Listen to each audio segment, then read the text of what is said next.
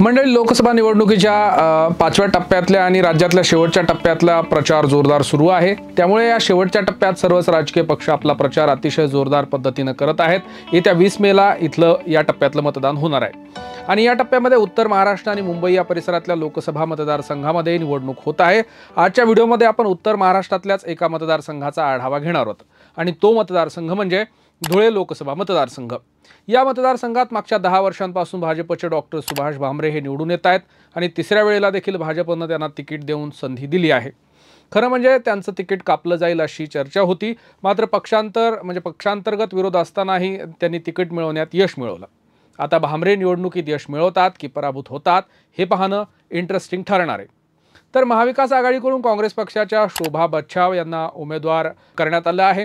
बच्छाव यांच्या उमेदवारीने काही काळ महाविकास आघाडीमध्ये आणि काँग्रेसमध्ये नाराजी निर्माण झाली होती। काँग्रेसचे धुळे जिल्हाध्यक्ष श्याम सनेर यांनी आपल्या पदाचा राजीनामा देखील पक्षाकडे दिला होता, मात्र ही सगळी नाराजी दूर करण्यात काँग्रेसला आता यश आलेलं आहे आणि पूर्ण पक्ष आता काँग्रेसच्या शोभा बच्छाव यांच्या पाठीमागे उभा असल्याचं म्हटलं जाते। मात्र नाशिक काँग्रेसचे जिल्हाध्यक्ष असणारे तुषार शेवाळे यांना देखील नुकतंच काँग्रेसने 6 वर्षांसाठी निलंबित केलं आहे, कारण त्यांनी भाजपमध्ये प्रवेश केला आहे। ते देखील काँग्रेसकडून या लोकसभेसाठी इच्छुक होते। त्यामुळे त्यांच्या भाजप प्रवेशाने काँग्रेसचं किती नुकसान होतं हे आपल्याला पाहावं लागेल। नुकताच काँग्रेसचे अध्यक्ष मल्लिकार्जुन खरगे यांनी देखील धुळे लोकसभेचा प्रत्यक्ष आढावा घेतला आणि यावेळेला एमआयएम आणि वंचित यावेळेस उमेदवार दिला नसल्याने काँग्रेसला इथं आता मोठी ताकद लावावी लागणार नाही, कारण की ही निवडणूक जिंकण्यास काँग्रेसला आयतीच संधी मिळालेली आहे असं राजकीय तज्ञ सांगत आहेत। या लोकसभा मतदारसंघात नाशिक जिल्ह्यातल्या 3 विधानसभा मतदारसंघांचा समावेश होतो। त्यामुळे सुरुवातीला शिवसेना शिंदे गटाचे दादा भुसे यांचे चिरंजीव हे देखील महायुतीकडून इथं लढण्यासाठी आग्रही होते। त्यामुळे दादा भुसे यांच्यामध्येही सुरुवातीला भामरे यांच्या उमेदवारीबद्दल नाराजी दिसून आली, मात्र ही नाराजी दूर करत भाजपने भामरे यांनाच उमेदवारी दिली। त्यामुळे भुसे यांचा रोल देखील इथं आता महत्त्वाचा ठरणार आहे।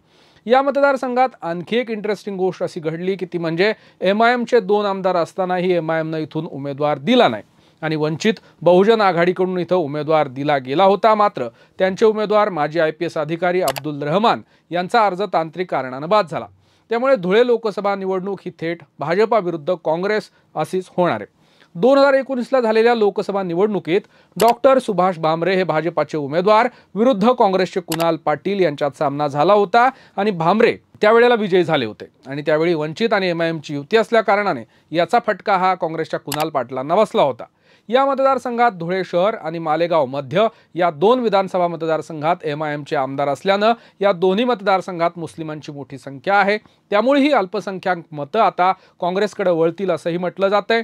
शिवाय वंचितचा अर्ज बाद झाल्याने दलित समाजाची असणारी मतं ही शोभा बच्छाव यांच्या पारड्यात जातील असा अंदाज आता वर्तवला जातो आहे, कारण वंचितच्या अब्दुल रहमान यांचा अर्ज जर बाद झाला नसता तर मात्र वंचित अधिक एमआयएमची अशी मतं ही अब्दुल रहमान यांच्या पारड्यात गेली असती। मात्र अब्दुल रहमान यांचा अर्ज बाद झाला, त्यामुळे इथलं राजकीय समीकरण हे स्पष्ट झालं असून भाजपा विरुद्ध काँग्रेस असाच सामना होतोय।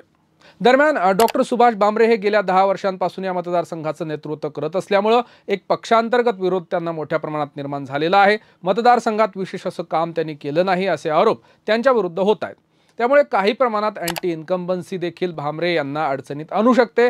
तर एकीकडे महाविकास आघाडीच्या उमेदवार शोभा बच्छाव यांना एमआयएम आणि वंचित या पक्षाची देखील मदत या ठिकाणी होणार आहे। त्यामुळे धुळेत या मतदारसंघात मतांचं ध्रुवीकरण यावेळेस होणार नाही असं म्हटलं जातंय, कारण अल्पसंख्याक आणि दलित समाजाची असणारी ही मतं शोभा बच्छाव यांच्या पारड्यात जाणार आहेत। त्यामुळे डॉक्टर सुभाष भामरे यांची चांगलीच दमछाक होणार असून ते कशा पद्धतीने आपले डावपेच आखतात हे आता पाहणं महत्त्वाचं ठरणार आहे।